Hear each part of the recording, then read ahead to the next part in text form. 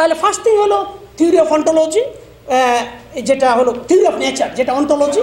দ্বিতীয়ত হলো এপিস্টেমোলজি, যেটা থিওরি অফ নলেজ। তৃতীয়ত হলো থিওলজি, যেটা হলো থিওরি অফ ফেইথ বা বিলিফ থিওরি। ওকে, যেটা মানে যেমন মনে করেন মুসলমান আমরা মনে করি যে আমরা দুনিয়ায় আল্লাহর পক্ষ থেকে আসছে, আবার আমাদেরকে গো ব্যাক টু মানে আমার ওনার কাছে আবার ফেরত যেতে হবে, এই যে বিশ্বাস, এইটাও একটা ব্যাপার। কারণ এইগুলি সবগুলি মিলিয়ে হলো এটা তৈরি হয়। এর হলো একজোলজি হলো মানে যে theory of values, that means হলো সমাজ চলার ক্ষেত্রে এই যে মুআমেলাতের ক্ষেত্রে যেসব ভ্যালুজগুলি এসেনশিয়ালস, এই সবগুলি ভ্যালুজকে কেন্দ্র করে এই থিওরিকে মাথায় রেখে যেই জিনিসগুলি মানে যেটার মধ্যে দিয়ে গুড ম্যান অথবা গুড ক্যারেক্টার তৈরি হয়, এই জিনিসগুলি মাথায় রেখেই আপনার সবগুলি জিনিস যখন আসবে তখনই সত্যিকার অর্থে এটা রিফর্মটা সম্ভব। এবং এই জিনিসগুলিকে যথাযথভাবে অ্যাড্রেস করেছেন। আচ্ছা এই জিনিসগুলির সাথে আমি যেটা বলতে চাই, তাহলে আমাদের কী দাঁড়ালো ইসলামিক শিক্ষা এবং ওয়েস্টার্ন শিক্ষার তাহলে মূল পার্থক্যটা কী বললাম? মূল পার্থক্যটা হলো একটা, যে প্রথম ওয়েস্টার্ন এডুকেশন অধিকাংশ ক্ষেত্রে আল্লাহর অস্তিত্ব এবং প্রয়োজনীয়তাকে অস্বীকার করে, অনেক ক্ষেত্রে, অধিকাংশ বলছে অনেক ক্ষেত্রে। আবার ইসলামী শিক্ষা কী করে? আল্লাহকে সর্বোচ্চ কর্তৃপক্ষ মনে করে মানে আলটিমেট মানে অবজেক্টিভ হলো এটা। এরপরে ওয়েস্টার্ন এডুকেশন যেটা করে ভালো নাগরিক তৈরিতে হেল্প করে, definitely good citizen. But Islamic এডুকেশনটা কী করে? Not only good citizen but also good human being হলে গুড সিটিজেনশিপ এমনি আসবে। এটা হলো দ্বিতীয়ত। তৃতীয়ত হলো ওয়েস্টার্ন এডুকেশনটা অনলি রেশনাল থটকে প্রমোট করে, অর্থাৎ তারা মনে করে শুধু রেশনাল মানে যুক্তিটাই বড়, এই যুক্তির মধ্য দিয়ে মেয়েও পুরুষ হয়ে যেতে পারে, পুরুষও মেয়ে হয়ে যেতে পারে। যেটা হয় আপনি জানেন যে ওয়েস্টার্ন বিশ্বে এখন পার্লামেন্টে পুরুষকে আইন করে মহিলা করছে, মহিলার আইন করে পুরুষ করতেছে, আপনারা জানেন ঘটনা। এবং মেয়ে বিয়ে করতেছে, পুরুষ বিয়ে করতেছে। এগুলি কিন্তু যুক্তিবাদিতার ফসল। এগুলি ওই যে কোনো লিমিট ছাড়া যুক্তিবাদিতা হলে যা হয়। অপরদিকে ইসলাম কি বলছে? ডেফিনেটলি ইসলাম যুক্তিটাকে প্রমোট করে। আমি যেটা বললাম, কোরআনে 461 বার ফিকিরের কথা বলছে, মানে চিন্তার কথা বলছে, আর্গুমেন্টের কথা বলছে, বিভিন্ন ধরনের কথা বলছে।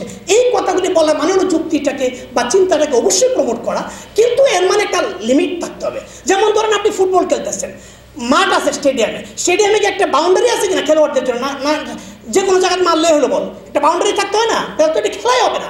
ঠিক ইসলাম বলছে সবটাই থাকবে, আপনি স্বাধীন, এই বাউন্ডারির মধ্যে আপনি স্বাধীন, বাট বাউন্ডারির বাইরে আপনি যেতে পারবেন না, বাউন্ডারি ক্রস করা যাবে না। এই যে কস্ট মানে বাউন্ডারিটা, এটাই হলো এখানের মানে বৈশিষ্ট্য। এরপর আরেকটা ফাইনাল দিক হলো এখানে ইকোনমিক লাভ বা দুনিয়াটাই হলো এখানে ফাইনাল থিংস। এই যে মানে ওয়েস্টার্ন এডুকেশনে ইকোনমিক থটস বা কে কত দুনিয়াতে বড় মানি মেকিং, খাওয়া দাওয়া ফুর্তি করে দুনিয়াটা মস্ত বড়, এটা একটা বিষয় দিক। বাট অপর দিকে ওইখানে হলো পার্থিব এবং মানে পরকালীন দুটোর ক্ষেত্রেই সমানভাবে প্রায়োরিটি। দুনিয়াটাকে মনে করা হয় দুনিয়া মাজরাতুল আখিরাত, দুনিয়াটা হলো আখিরাতের শস্যক্ষেত্র। এখানে সে যেমন বীজ বপন করবে, অর্থাৎ যে জিনিসগুলি করবে এটাই পরকালে পাবে, অর্থাৎ দুটো সমান্তরালভাবে এটা খেয়াল রাখতে হয়। এটা হলো দিক।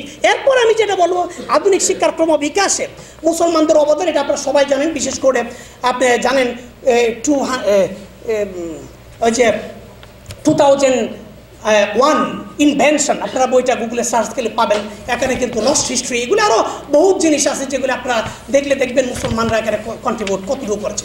শুধুমাত্র মুসলমানদের জন্য কন্ট্রিবিউট করে না, ওয়েস্টার্ন এডুকেশন, ইভেন ওয়েস্টার্ন সিভিলাইজেশনের বেড়ে ওঠার পেছনে সবচেয়ে বড় অবদান হলো মুসলমানদের, এবং সেটা ওয়েস্টার্ন স্কলারদের দ্বারা রাইটিংসে প্রমাণিত। মানে দলিল বলে কথা যে ওয়েস্টার্ন সিভিলাইজেশন যেটা এতটুকু আসছে, এগুলির পিছনে মূলত মুসলিম স্কলারদেরই কন্ট্রিবিউশন হলো মেজর কন্ট্রিবিউশন। আর সেই জায়গায় এখন আমরা মুসলিম স্কলারদেরকে আমাদের কোনো লিটারেচারে কোনো জায়গায় আমরা না রেখে আমরা কি করতেছি, শুধুমাত্র ওয়েস্টার্ন স্কলারদেরকে এখানে প্রমোট করছি। আমি ঢাকা বিশ্ববিদ্যালয়ের দুটো বিষয়ের উপর আমি গবেষণা করেছি, একটা হলো পলিটিক্যাল স্টাডিজ ডিপার্টমেন্ট, আর একটা হলো এডুকেশন, এই যে IER-এর। এখানের কোর্স কারিকুলামের কন্টেন্টগুলি থেকে শুরু করে ইচ অ্যান্ড এভরিথিং আমি দেখলাম এত ক্রেডিট আওয়ারে কোর্স করা হলো। এখানে কিন্তু মুসলিম স্কলারদের কোনো বই এখানে, বিশেষ করে যারা ওই পার্সপেক্টিভে লিখছে, ওই ফিলোসফিতে লিখছে, ওই ওয়ার্ল্ডভিউকে ধারণ করে লিখছে, এরকম কোনো বই এখানে পাওয়া যায় না, মিলে নাই। তাহলে রিকমেন্ডেড বইয়ে নাই, রেফারেন্স বইয়ে নাই, কন্টেন্টে নাই, কোথাও নাই। তাহলে এটা দ্বারা আমরা কি হচ্ছে, এর মানে আমাদের যা আত্মপরিচয়, এই আত্মপরিচয়টা পুরোটাই আমরা বিস্তৃত হয়ে আমরা এখন এই ইউরোসেন্ট্রিক এডুকেশনের দিকে মনে করতেছি ওরাই হয়তো আমাদের মানে দাতা, ওরাই হলো আমাদের সব কিছু। অথচ তারা কোরআনের ওয়ার্ডগুলিকেই মানে আপনি যদি দেখেন যে ওয়েস্টার্ন এডুকেশনাল লাইব্রেরিগুলিতে কোরআন এত চর্চা হচ্ছে, তারা লাইব্রেরিতে অমুসলিমরা ব্যাপক হারে কোরআন পড়ে পড়ে পড়ে পড়ে পড়ে কোরআনের মূল জিনিসগুলি তারা নিয়ে তাদের ভাষায় প্যারাফ্রেজিং করে সুন্দর সুন্দর গুড গভর্নেন্স সহ সিটিজেনশিপ সহ সুন্দর সুন্দর ওয়ার্ডিংয়ে আমাদের সামনে উপস্থাপন করে। আর আমরাও এ তালে আছি, কিন্তু আমাদের এগুলি যে আমাদের এই সম্পদ, এগুলি যে আমাদের এই হেরিটেজ, এটা আমরা ভুলে গেছি এবং তাদের মাধ্যমে আমাদেরকে জাজ করার চেষ্টা করছি। এগুলিকে মাথায় রেখে, যা বললাম, এগুলিকে মাথায় রেখে বাংলাদেশ বিশ্বে একটা বড় কাজ হয়েছে।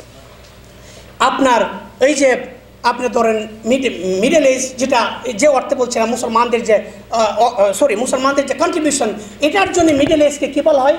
যেমন আমিও যখন ঢাকা ইউনিভার্সিটিতে পড়ছি তখন টিচাররা আমাকে পড়াইছে middle age is a dark age, এবং middle age is a dark age কী হিসেবে চিন্তা করেছে? মূলত মুসলমানদেরকে অ্যাড্রেস করে খুঁচা দিয়ে কিন্তু কথাগুলি বলা হইতো। কিন্তু পরবর্তীতে যখন ইউনিভার্সিটিতে পড়ানো শুরু করলাম, পড়াই থেকে তো আরও বহু ধরনের লিটারেচার আমরা যাই, বাইরে পড়তে গেলাম, পড়তে গিয়ে দেখি হ্যাঁ yes, middle age is the dark age for whom? Middle age is the dark age for European, but middle age is a golden age for Muslims. তো এইটা হলো আমাদের এটা প্রমাণিত সত্য। সেই হিসেবে আমরা যেটা বলতে চাই, এগুলিকে মাথায় রেখেই আমাদের জিনিসটাকে রিভাইভ আপ করাটা অত্যন্ত গুরুত্বপূর্ণ ছিল। এই যে আমাদের হেরিটেজ, এই হেরিটেজকে রিভাইভ করাটা একটা সময়ের দাবি ছিল। সেই কারণে 1977 সনে আমি আপনাদেরকে জানা দিতে চাই, 1977 সনে মক্কায় first world conference on Muslim education যেটা হয়, first world conference on Muslim education মক্কায় হয়, এবং সেটা ছিল আমাদের বাংলাদেশের একজন খ্যাতিমান পুরুষ ডক্টর সৈয়দ আলী আশরাফ স্যারের নেতৃত্বে এবং আরও মানে কিং আব্দুল আজিজ ইউনিভার্সিটি নির্দেশনা তত্ত্বাবধানে এবং সৌদি গভর্নমেন্টের সহযোগিতায় 1977 সনে first world conference on Muslim education সেটা হয় মক্কায়, এবং সেখানকার মূল আলোচ্য বিষয় ছিল concepts and theories of education. Concepts and theories of education সেখানে ফার্স্ট এটা ছিল হলো তখন এখানে একটু প্লিজ।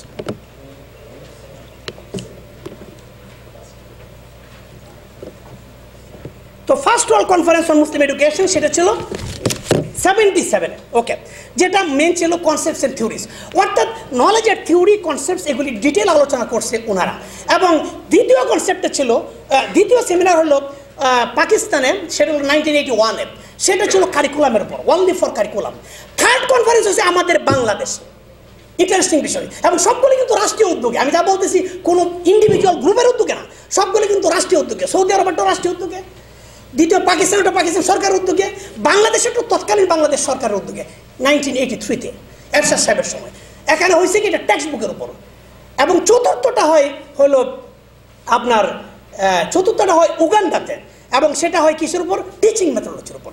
এরপর 4, 5, 6 এরকম আরও অনেকগুলি কনফারেন্স হয়, যেগুলি পরপর মানে অন্যরা এটা কনভে করে, এবং এই সবগুলি কনফারেন্সে বিশেষ করে প্রথম 4টা কনফারেন্স খুব সিগনিফিকেন্ট ছিল।